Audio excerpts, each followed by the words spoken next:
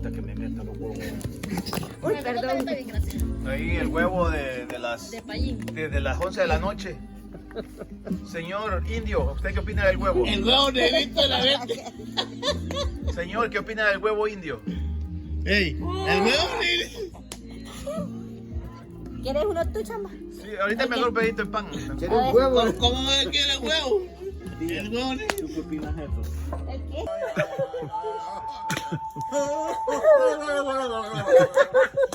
Gallina, poner huevos ahora.